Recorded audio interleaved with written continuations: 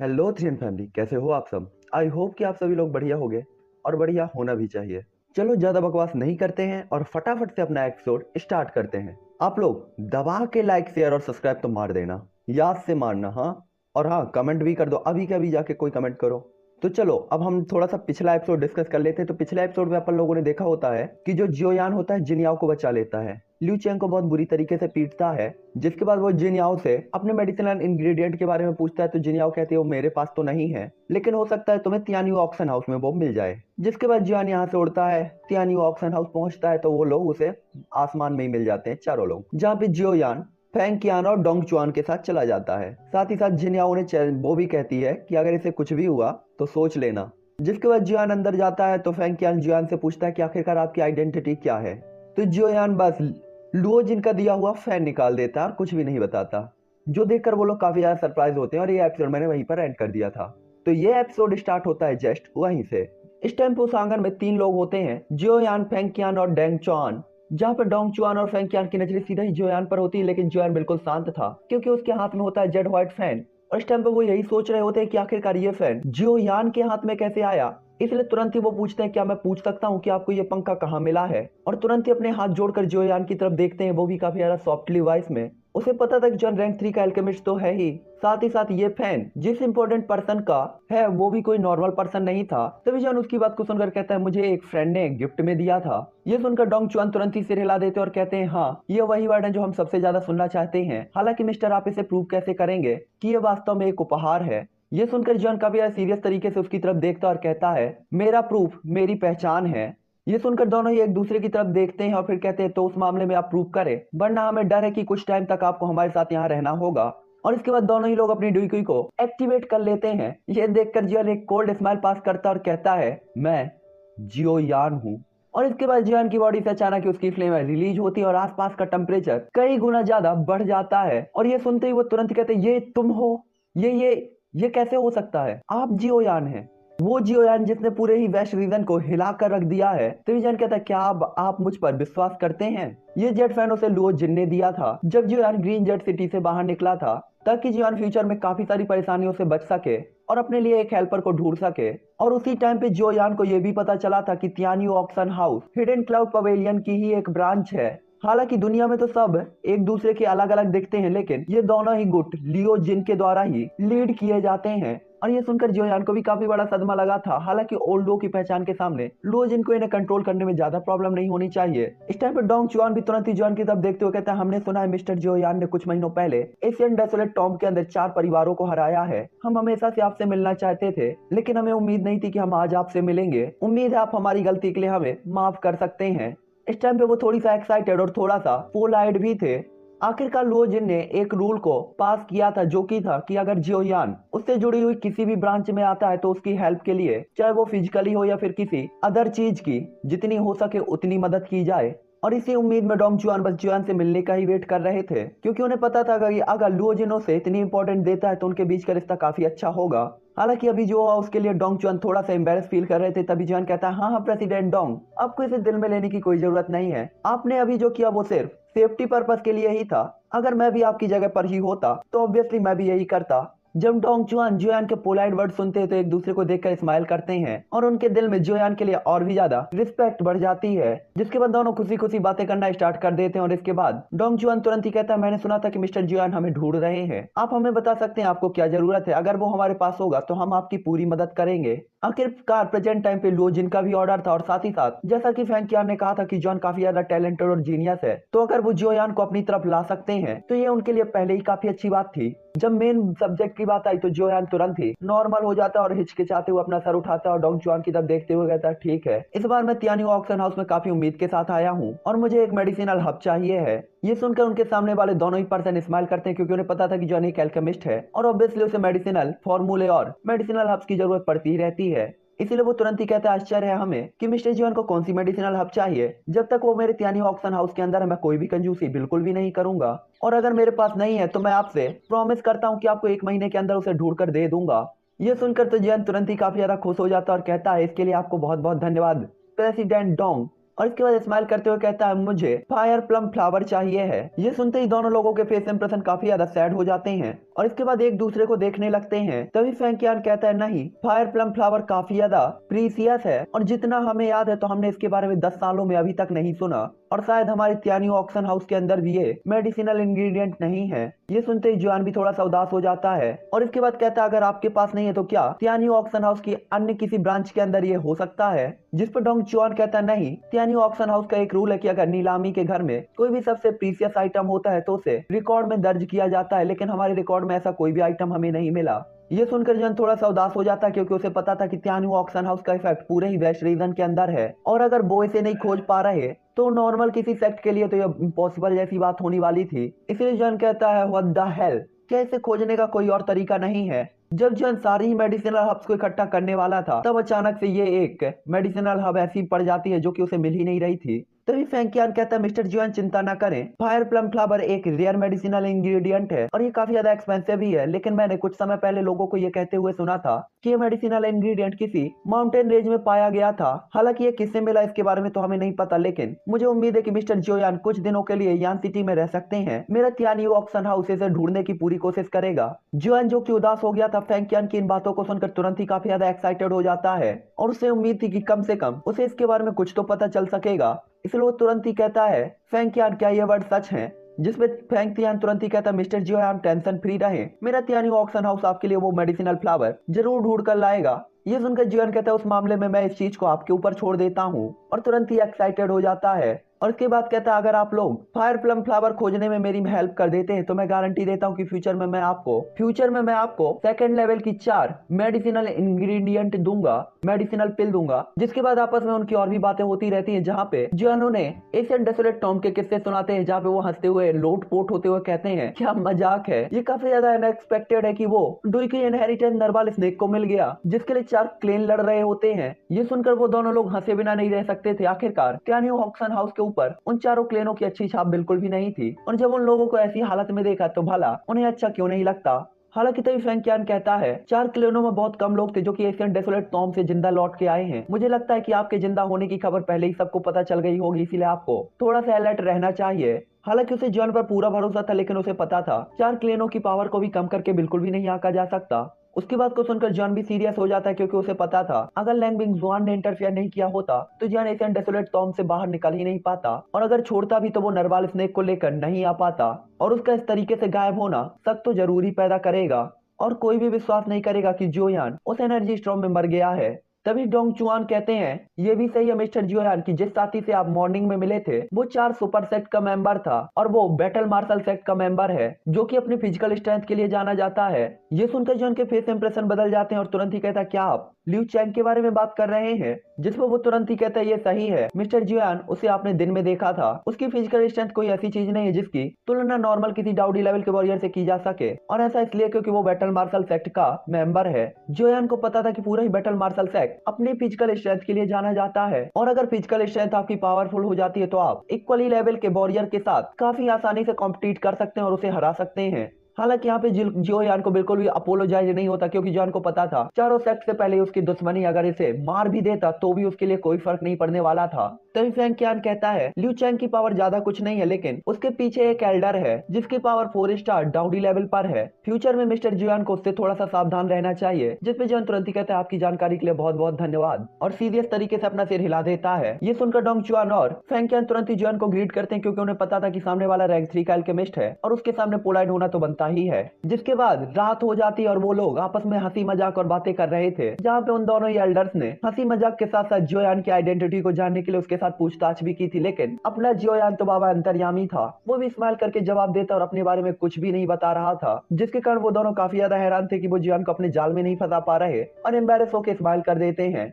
हालांकि ये माहौल चल ही रहा था और ऐसा लग रहा था कि जब तक उन्हें कोई डिस्टर्ब नहीं करेगा ये बातें चलती ही रहेंगी, लेकिन तभी एक काफी ज्यादा वाइल्ड और चारों तरफ फैल जाता है और इसके बाद लेड क्लॉथ में लिपटी हुई एक लड़की तुरंत ही तियानियो ऑक्शन हाउस के बाहर पहुंच जाती है और कहती है डोंग चुआन फैंकियान कहाँ हो, बाहर निकलो। और इस गुस्से वाली आवाज को सुनकर पूरी यान सिटी बहुत बुरी तरीके से कांप जाती है और काफी सारे लोग तुरंत ही आसमान में पहुंच जाते हैं कि आखिरकार क्या हुआ और अपने सामने रेड कलर के कपड़े पहने हुए उस लड़की को देखने लगते हैं और इस टाइम पे ये लड़की और कोई नहीं बल्कि अपनी जिन याओ होती है।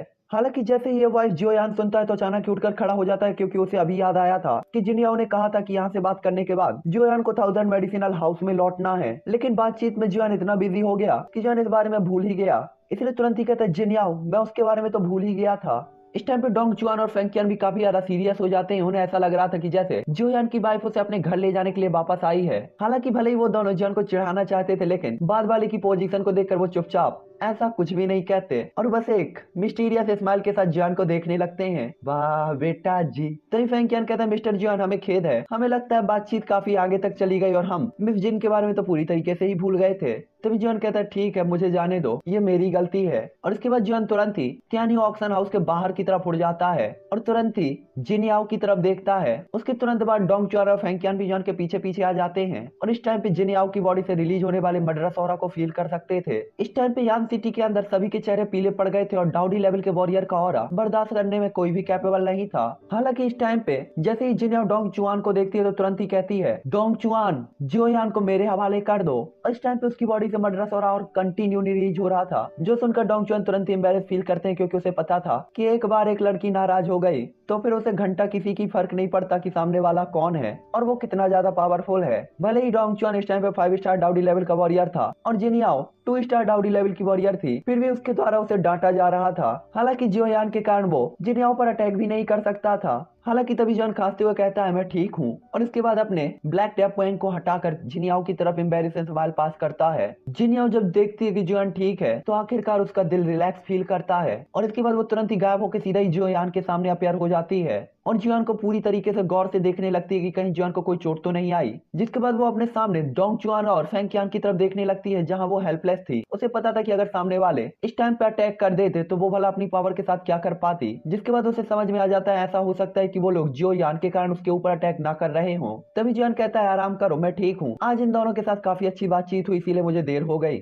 जियोयान की बात को सुनकर जिनयाओ तुरंत ही समझ जाती है कि इन दोनों ने जियोयान को बिल्कुल भी नुकसान नहीं पहुंचाया। हालांकि वो इस बात को पूरी तरीके से इग्नोर कर देती है। जिसके बाद जिनयाओ तुरंत ही मुड़कर उन लोगों की तरफ गुस्से से देखती है जो कि काफी ज्यादा क्वांटिटी में यहाँ पे अट्रैक्ट हुए थे और जिनयाओ को देखकर तुरंत ही उनके दिल में सदमा भर जाता है और वो तुरंत यहाँ से तितर बितर हो जाते हैं। तभी जिनयाओ भी अपनी नाराजगी को वापस लेकर तेजी से उस जगह से निकल जाती है और यहाँ पे जियोयान भी उसके पीछे पीछे जाने लगता है। ये देखकर फेंकियान और डोंग चुआन जियोयान पे दया भरी नजर से देखते हैं और कहते हैं, क्या आप नहीं जानते कि एक लड़की का दिल कांच का बना होता है जिसे छुआ नहीं जा सकता। और एक दूसरे को देखकर फूट फूट कर रोते हैं और हंसते हैं, क्योंकि उन्हें पता था कि अगर यहाँ जियोयान नहीं होता तो ये लड़की जरूर उनके ऊपर अटैक कर देती, चाहे बात की कीमत कुछ भी हो। इसीलिए तुरंत ही वो जियोयान की तरफ देखते हुए कहते हैं, मिस्टर जियोयान आपको जल्दी करनी चाहिए और उसके साथ जाना चाहिए। अगर थोड़ी भी देर हो गई तो मुझे लगता है कि आप घर के अंदर नहीं आ पाएंगे। भले ही वो जियोयान के साथ मजाक नहीं करना चाहते थे, लेकिन इस टाइम पे वो जियोयान को चिढ़ाने से खुद को रोक नहीं पाते। ये सुनकर जियोयान भी कुछ नहीं कहता, क्योंकि उसे पता था ये मामला सच में सीरियस है और इसीलिए वो तुरंत ही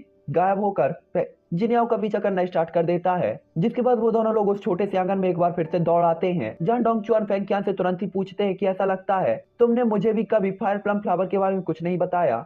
जिसमें फेंकियान कहता है, मैंने भी बस लकीली ये सुना था, हालांकि मुझे भी नहीं पता कि फायर प्लम फ्लावर मौजूद है या नहीं। हालांकि मुझे उम्मीद है कि अगर हम कोशिश करें तो हम उसे खोजने में कैपेबल होंगे। जो सुनकर डोंग चुआन हेल्पलेस तरीके से स्माइल करते हुए कहते हैं, क्या तुमने ये सोचा है कि अगर हम उस फ्लावर को खोजने में कैपेबल नहीं रहे तो हम उसे कैसे समझाएंगे। हमने देखा है मिस्टर जियोयान फायर प्लम फ्लावर को कितना ज्यादा इंपॉर्टेंस देते हैं और अगर हम इसे खोजने में कैपेबल नहीं रहे तो हमारा रिलेशन पूरी तरीके से टूट सकता है। ये सुनकर फेंकियान कहता है, मैं कल लोगों को जिलिन एरिया के सभी बड़े शहरों में फायर प्लम फ्लावर को खोजने के लिए भेजूंगा, चाहे कुछ भी हो, आइए इसे आजमाते हैं। ये सुनकर डोंग चुआन तुरंत ही कहते हैं, नहीं कल का वेट मत करो, अभी के अभी लोगों को बाहर भेजो। इसके बाद हमें रात में यान सिटी पे एक आंगन की जगह दिखाई जाती है, जहाँ पे जिनयाओ प्रेजेंट टाइम पे तालाब के पास खड़ी थी और उसके दोनों हाथ उसकी चेस्ट पर थे और इस टाइम पे मूनलाइट के सामने वो काफी ज्यादा आइकॉनिक लग रही होती है, जिसे देखकर किसी का भी तन डोले मन डोले हो सकता था। साथ ही साथ उसके फेस इंप्रेशन और होठों पे साफ साफ शिकायत देखी जा सकती थी। तभी वहाँ पे आंगन में जियोयान अपियर होता है और धीरे से 2 बार खांसता है। इस टाइम पे जियोयान का चेहरा पूरी तरीके से लाल हो गया था, क्योंकि उसने देखा था कि जिनयाओ ने अभी अभी अजीब तरीके से उसे देखा और अपनी नजरें हटा ली। तभी जिनयाओ कहती है, क्या तुम्हें वो मेडिसिनल इंग्रेडिएंट नहीं चाहिए? मैंने तुमसे कहा था कि तुम्हें आना चाहिए था, लेकिन तुम नहीं आए, तो अब तुम वापस क्यों आए हो? भले ही उसे पता था कि जोयान उसके पीछे ही है, लेकिन वो इस टाइम पे ऐसे रिएक्ट करती है कि जैसे उसने अभी अभी जोयान को देखा हो। ये सुनकर जोयान एम्बेरस होता है और तुरंत ही कहता है, आज के मामले के लिए मुझे खेद है, उनके रिलेशन के कारण मैंने आपको चिंतित कर दिया, ये मेरी गलती है और इसी रीजन के कारण मैं आपको भूल भी गया था, ये भी मेरी ही गलती है। यहाँ पे जॉन कोई भी बहाना नहीं खोजता और उसे सिंपली सच सच बता देता है। ये सुनकर जिनिया तुरंत ही कहती है, ये आज दूसरी बार है, और इसके बाद घूमते हुए जोयान की तरफ देखती है और इस टाइम पे उसके चेहरे से नाराजगी थोड़ा कम हो गई थी। शायद जोयान की बात को सुनने के बाद उसने जोयान को माफ कर दिया। जिनियाओ की बात को सुनकर जोयान भी काफी ज्यादा चौंक जाता है कि जिनियाओ ने कहा दूसरी बार। हालांकि तभी जिनियाओ कहती है, पहली बार जब आप मेरे सामने से गायब हो गए थे, जब मैं यहाँ पे सो रही थी, मुझे लगा आप बिना अलविदा कहे चले गए, और दूसरी बार डोंग जुआन के सामने। ये देखकर जोयान चुप रहता है और इसके बाद तुरंत ही अपना सिर हिलाते हुए कहता है, मुझे माफ कर दो अगली बार। तभी जिनियाओ कहता है, मैं नहीं चाहती कि अगली बार ऐसा कुछ हो। जॉन बोल पाता कि इससे पहले ही वो जॉन की बात को कंप्लीट कर देती है। ये देखकर जॉन तुरंत ही सिर हिला देता और कहता है, अब नहीं होगा। अब तक जिनियाओ को भी जॉन पर पूरा ट्रस्ट हो चुका था, जिसके बाद जिनियाओ कहती है, फायर प्लम फ्लावर के बारे में क्या न्यूज है। और इस बार उसके चेहरे पे प्यारी सी स्माइल होती है, जो देखकर जॉन भी स्माइल करता है और कहता है, फायर प्लम फ्लावर नहीं मिला है। तभी जॉन कहता है, परेशान होने की जरूरत नहीं है, मैनेजर फेंकियान को लगता है कि उनके पास उस चीज को लेकर कुछ जानकारी है और अगले कुछ दिनों के अंदर वो मेरी मदद जरूर करेंगे। जिनियाओ जैसे ही जोयान के ये वर्ड सुनती है तो जो उदास थी अचानक ही स्माइल करने लगती है, क्योंकि इसका मतलब था कि जोयान यान सिटी के अंदर कुछ दिन तक और रहने वाला है। और ये सुनते ही उसका चेहरा इतना ज्यादा खुश हो जाता है कि खुशी से गोल्डन रेड हो जाता है। हालांकि उसके मास्क चेहरे पर सिल्वर कलर का मास्क था, जिसके कारण जोयान को कुछ भी नोटिस नहीं होता। तभी जिनियाओ कहती है, आगे आप क्या करने की योजना बना रहे हैं। और इस टाइम पे प्यारी सी स्माइल के साथ बस जोयान को पलक झपकाते हुए देख रही होती है। ये सुनते ही जोयान कहता है, मेरे पास अभी करने को कुछ भी नहीं है, न ही मुझे पता कि मुझे कहाँ जाना है, इसीलिए मैं पूछना चाहता हूँ कि मिस जिन, क्या कुछ टाइम के लिए मैं यहाँ पे रुक सकता हूँ। ये सुनकर जिनिया तुरंत ही भोली भाली और अनजान बनते हुए कहती है, ओह, इत्तेफाक से मेरे घर में भी काफी सारे खाली कमरे हैं, आप अपनी पसंद का ले सकते हैं। और इसके बाद दोनों ही लोग हंसी मजाक के साथ आंगन में बैठे रहते हैं और बातें करते रहते हैं अगले कुछ दिनों तक, जब तक फायर प्लम फ्लावर की खोज की परेशानी से बचने के लिए जोयान जिनियाओ के पर्सनल घर में ही रहता है। और इस टाइम पे जोयान इस टाइम पे काफी ज्यादा खुश भी था और अपनी नई डाउ स्किल, जो की स्ट्रेंथ एलिफेंट स्किल थी, उस पर ध्यान लगा रहा था। हालांकि जॉन इसे चार्ज करना तो सीख गया था, लेकिन जोयान अभी भी इससे काफी ज्यादा फैमिलियर बिल्कुल भी नहीं था, जिसका मतलब था कि वो इसे पूरी तरह से कंट्रोल करने में अभी भी काफी दूर है और इसकी फुल पावर को चार्ज करने में अभी भी वो कैपेबल नहीं है। इस टाइम पे जोयान अपने सामने एक चट्टान को देखता है और साथ ही साथ जोयान के सामने एक गड्ढा भी होता है, जिसमें कीचड़ ही कीचड़ था, और जोयान उस कीचड़ में खड़ा होकर अपने ऊपर चट्टान को बैलेंस कर रहा था और अपनी बॉडी की फिजिकल स्ट्रेंथ को बढ़ाने और अपनी बॉडी को कंट्रोल करने के लिए इसका यूज कर रहा होता है। हालांकि चट्टान के वजह से जोयान उस गड्ढे में डूब रहा था, लेकिन वो अपना बैलेंस बनाकर इसमें खड़ा होने में भी कैपेबल था। हालांकि जोयान के लिए एक पंच के साथ इस चट्टान को तोड़ना मुश्किल नहीं था, लेकिन जोयान एलिफेंट 4 स्किल का यूज करके इस गड्ढे में पहले खड़ा होना चाहता था, बिना किसी डुईक्यू का यूज किए हुए, जो कि एक चैलेंज माना जा सकता था। हालांकि तभी जोयान की आंखें गोल्डन होती है और उसके हाथ में गोल्डन लाइट फ्लैश होने लगती है और धीरे धीरे जोयान अपने आप को बैलेंस कर लेता है। दर्जनों बार अनसक्सेसफुल होने के बाद जोयान ने आखिरकार धीरे धीरे सीख लिया था और वो अब गड्ढे में खड़े होने में कैपेबल था। हालांकि इस टाइम पे जोयान को नहीं पता था कि यह तरीका कितना अच्छा है और नहीं, लेकिन जोयान ने देखा था कि वो बैलेंस बनाने में कैपेबल है और अब बस वो एक ही स्टेप दूर है, उसे पंच क्रिएट करके इस चट्टान को मारना है और इसके टुकड़े कर देने हैं, जिसके बाद वो सक्सेसफुल माना जाएगा। हालांकि वहाँ पे बैलेंस बनाकर पंच को क्रिएट करना भी जोयान के लिए काफी कठिन होने वाला था और जोयान पंच क्रिएट करते समय उसका हाथ कांप रहा होता है। हालांकि जोयान बस पंच क्रिएट करके मारने ही वाला था कि तभी आवाज आती है, जोयान सिस्टर वापस आ गई है, तुम भागे तो नहीं हो, है ना। और इस प्यारी सी हंसी को सुनकर अचानक जोयान के पैर गड्ढे में धंसने लगते हैं और वो बॉडी जो कि अभी अभी उसने बैलेंस बनाकर रखी हुई थी, तुरंत ही सॉफ्ट हो जाती है और गड्ढे के अंदर घुसने लगती है। जोयान ने उम्मीद नहीं की थी कि जिनिया, जो कि कुछ दिनों से दिखाई नहीं दी थी, वास्तव में ऐसे टाइम पे आएगी जब वो बस सक्सेसफुल होने वाला था। तभी जिनिया कहती है, पिछली बार लिu चेंग के साथ हुए मामले के कारण 1000 मेडिसिनल हाउस में ऐसे कुछ मामले थे जिन्हें सॉल्व नहीं किया जा सका था, इससे मुझे काफी परेशानी हुई थी, आखिरकार आज इन्हें सुलझा लिया गया है। और इसके बाद जोयान की तरफ चलते हुए जिनिया जोयान को काफी क्यूरियस और अजीब तरीके से देखते हुए कहती है, तुम हो। उस टाइम पे जोयान को देखकर उसके चेहरे पर अजीब से भाव होते हैं। इस टाइम पे जोयान भी मिट्टी के गड्ढे से बाहर निकलता और कंधे उठाते हुए कुछ भी नहीं कहता। हालांकि जिनियाओ को नहीं पता था कि क्या हुआ, लेकिन उसके चेहरे पे अचानक ही स्माइल आ जाती है और इसके बाद जोयान को वो 1000 मेडिसिनल हाउस के बारे में बताने ही वाली थी कि तभी आंगन में एक एल्डर दिखाई देते हैं, जो कि जोयान और जिनियाओ के सामने पहुंच गए थे और ये पर्सन त्यानियो ऑक्शन हाउस से फेंकियान होते हैं। वो तुरंत ही कहते हैं, मिस्टर जोयान, किस्मत से मैंने आपको निराश नहीं किया, फायर प्लम फ्लावर मिल गया है। फेंकियान की बात को सुनकर जोयान काफी ज्यादा शॉक शॉक हो जाता है और तुरंत ही जब वो ये न्यूज सुनता है तो उसका एक्साइटमेंट 7वें आसमान में पहुंच जाता है।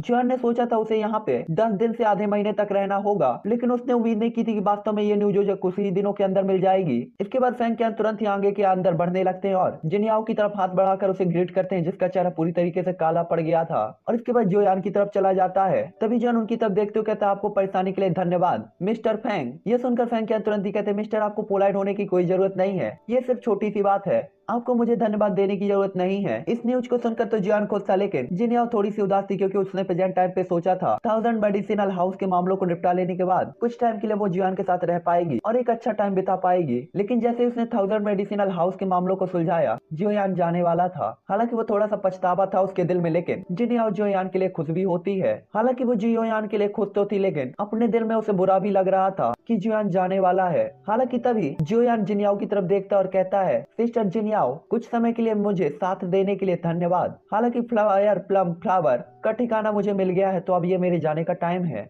इस टाइम पे जियान देख सकता था कि जिनयाओ थोड़ी सी उदास है, लेकिन वो हेल्पलेस तरीके से कुछ भी नहीं कर सकता था। तभी जिनयाओ कहता है, क्या आप इतनी जल्दी जा रहे हैं? उसकी बात काफी ज्यादा उदास और इमोशनल थी और साथ ही साथ उसके लहजे में कुछ अकेलापन भी फील होता है। ये सुनकर फैंग क्यान के फेस इंप्रेशन अचानक ही बदल जाते हैं। वो बताने में कैपेबल था कि जिनयाओ और जोयान के बीच के रिलेशन नॉर्मल बिल्कुल भी नहीं है। हालांकि फैंग क्यान को पता था कि जोयान एक दूसरे से बहुत कम टाइम से मिले हैं, लेकिन जिनयाओ तब से काफी ज्यादा चेंज हो गई थी जब जियान ने उसे बचाने के लिए लियू चैंग के साथ फाइट की थी। और डाउडी के साथ फाइट करने के लिए उसने केवल हाफ मार्शल एम्पर लेवल की पावर का यूज किया था, और ये किसी के भी दिल में कब्जा करने का सबसे अच्छा तरीका था। और भला जिनयाओ भी इससे कैसे बच सकती थी? तभी जियान कहता है, फायर प्लम फ्लावर, इसके बारे में जानने के लिए मैं सीधा ही ऑक्शन हाउस के अंदर जाऊंगा, तो अब मुझे जाना ही चाहिए। तभी फैंग क्यान कहते हैं, अरे मिस्टर, आप मिस जिन के साथ चिट चैट क्यों नहीं करते? अभी भी कुछ मामले हैं जो कि ऑक्शन हाउस में बाकी हैं, पुराना मैं आपको लेने के लिए आऊंगा। ये सुनकर जिनयाओ तुरंत ही कहती है, वेट, और फैंग क्यान को बुलाती है। हालांकि उसी टाइम पे वो जियान की तरफ देखती है तो तुरंत ही काफी ज्यादा एम्बेरस हो जाती है। तभी फैंग क्यान कहते हैं, मिस जिन, कुछ और भी है क्या? तभी जिनयाओ कहती है, जोयान, तुम्हें उनके साथ जाना चाहिए। मुझे याद है कि अभी भी कुछ मामले हैं जो कि 1000 मेडिसिनल हाउस के अंदर सुलझाए नहीं गए। मुझे डर है कि मैं तुम्हारे साथ नहीं रह सकती। हालांकि 1000 मेडिसिनल हाउस के मामले सुलझ चुके थे और इसीलिए जिनयाओ यहाँ पर आई थी। ये बात जियान अच्छी तरीके से जानता था। जिनयाओ का ऐसा कहने का कारण सिर्फ एक बहाना खोजना था, क्योंकि उसे नहीं पता था कि फैंग क्यान के जाने के बाद उसे जियान से क्या कहना है। और इसी चीज से बचने के लिए जिनयाओ ने खुद ही जाने का फैसला किया था, ताकि जियान अपने काम में ज्यादा कॉन्सेंट्रेट हो सके। उसे पता था कि जॉन के लिए फायर प्लम फ्लावर कितना ज्यादा इंपॉर्टेंट है। हालांकि जॉन कुछ कहने ही वाला था कि तभी जिनिया तुरंत ही हवा में पैर रखती है और एक सैड स्माइल के साथ तुरंत ही हवा में गायब हो जाती है। ये देखकर जॉन एक सांस लेता और इसके बाद कहता है, मुझे भी नहीं पता था कि ये सब इतना ज्यादा अचानक होगा। आखिरकार त्यानियो ऑक्शन हाउस के बाद जॉन यान सिटी छोड़ने वाला था और इसे गुड बाय के तौर पे माना जा सकता है या नहीं, जियो यान को नहीं पता था। हालांकि तभी फैंग यान कहता है, मिस्टर जॉन चलो चलते हैं। हालांकि जॉन को तो होश ही नहीं था, वो उसी डायरेक्शन की तरफ देख रहा था जहाँ की साइड जिनयाओ गई थी। वो जिनयाओ को लेकर थोड़ा सा टेंशन में था। आखिरकार जिनयाओ जिस डायरेक्शन में गई है वो 1000 मेडिसिनल हाउस की जगह नहीं थी। तभी फैंग यान एक बार फिर से कहता है, मिस्टर जियोयान चलिए चलते हैं। जो सुनकर जॉन भी अपना सिर हिलाकर चलने लगता है और फैंग यान उसके पीछे पीछे चलने लगते हैं। जियोयान और फैंग यान जैसे ही त्यानियो ऑक्शन हाउस में पहुंचते हैं तो वहाँ पर डोंग चुआन पहले से ही खड़े हुए थे और वो जैसे ही जियोयान को देखते हैं तो तुरंत हंसकर कहते हैं, मिस्टर जियोयान हमें मिले हुए बस कुछ ही दिन हुए हैं, आप पहले से काफी बेहतर दिख रहे हैं। ये उनकी बात को सुनकर जॉन कहता है, इस बार मैं फायर प्लम फ्लावर के लिए आया हूँ, इसलिए प्रेसिडेंट डोंग आप खुलकर बोल सकते हैं। और इसके बाद सभी लोग पत्थर की चेयर पर बैठ जाते हैं। जब डोंग चुआन देखते हैं कि जॉन सीधे मुद्दे की बात पे आ गया था तो वो तुरंत ही फैंग यान की तरफ देखते हैं, जिसने पहले ही एक लंबा चौड़ा भाषण तैयार करके रखा हुआ था। और जॉन के एक ही थॉट के साथ वो सब डिस्ट्रॉय हो जाता है। जिसके बाद वो तुरंत ही कहती है, ठीक है मुझे पता है कि मिस्टर जॉन ने लॉन्ग टाइम से वेट किया है, इसलिए मैं कोई और बेकार की बात बिल्कुल भी नहीं करूंगा। हमें फायर प्लम फ्लावर के बारे में कुछ न्यूज मिली है। 2 महीने पहले फायर प्लम फ्लावर वास्तव में पैदा हुआ था। हालांकि वो वास्तव में किसी के द्वारा निकाल लिया गया। हालांकि उसका ओनर उसे ऑक्शन हाउस के अंदर नीलाम करना चाहता है और उस ऑक्शन हाउस में नीलामी का टाइम 1 महीने से कम बचा है। ये सुनकर जॉन थोड़ा सा चौंकते हुए कहता है, प्रेसिडेंट डोंग क्या आप जानते हैं कि वो जगह कहाँ है? ये सुनकर डोंग चुआन तुरंत ही कहते हैं, हाँ मेरी समझ के अनुसार नीलामी जुआन सिटी में होने वाली है, लेकिन आपका बैड लक है कि जुआन सिटी स्काई स्वॉर्ड सेक्ट के अंदर आता है। ये सुनकर जॉन भी थोड़ा सा सैड होता है कि ये कितना ज्यादा अनएक्सपेक्टेड था कि ये फायर प्लम फ्लावर की नीलामी वास्तव में स्वॉर्ड सेक्ट के एरिया में होने वाली थी और अगर जॉन वहां जाएगा तो उन लोगों से मिलेगा भी। और आखिरकार एशियन डेसोलेट टॉम के अंदर जियोयान ने स्काई स्वॉर्ड सेक्ट के काफी सारे लोगों को अपने एंग्री बुद्धा लोटस से काफी नुकसान पहुंचाया था, तो वो जियान को ऑब्वियसली पसंद तो बिल्कुल भी नहीं करेंगे। हालांकि तभी जियान कहता, क्या आप जुआन सिटी की सही जगह जानते हैं? हालांकि जुआन को पता था पिछली बार लैंग बिंगजुआन ने इंटरफेयर किया था, जिसके कारण जियोयान जिंदा बच गया था, लेकिन इस बार लैंग बिंगजुआन इंटरफेयर नहीं करने वाली थी और गुयो ने तो पहले ही मना कर दिया था, जिसके बाद जुआन केवल अपने आप ही भरोसा कर सकता था। इस टाइम पे डोंग चुआन थोड़ा सा सैड हो जाता है, क्योंकि उसे पता था जियोयान के लिए फायर प्लम फ्लावर कितना ज्यादा इंपॉर्टेंट है। हालांकि वो ये भी जानता था कि अगर जियोयान को वो उस जगह का बता देगा तो जियोयान की लाइफ और डेथ का बैटल भी वहाँ पे फेस करना पड़ सकता है। तभी जियोयान कहता है आप इतना कुछ बता चुके हैं तो अब आपको पूरी ही बात बता देनी चाहिए। और वैसे भी मुझे लगता है कि स्काई स्लॉट सेट के एरिया के अंदर काफी सारे लोग ऐसे होंगे जिससे उस जगह के बारे में पता होगा, तो मैं अभी भी बाहर जाके लोगों से पूछ सकता हूँ। ये सुनकर डोंग चुआन तुरंत ही बेबीसी से स्माइल करते हैं और कहते हैं जुआन सिटी हुओ क्लेन और बाई क्लेन के बॉर्डर के बीच में है और ये एक ऐसी सिटी है जिसे दोनों ही क्लेन रूल करते हैं। इस टाइम पे ये ऑक्शन हाउस काफी सारे लोगों का ध्यान अट्रैक्ट करेगा, यहाँ तक कि इन दोनों क्लेनों का भी। ये सुनकर जुआन कहता है मुझे सूचित करने के लिए धन्यवाद प्रेसिडेंट डोंग। इस टाइम पे जॉन के चेहरे पे स्माइल होती है और वो इन दो बड़े सेक्ट के बारे में बिल्कुल भी टेंशन में नहीं था। ये देखकर डोंग जुआन भी काफी ज्यादा चौंक जाता है कि जॉन पूरी तरीके से टेंशन फ्री है।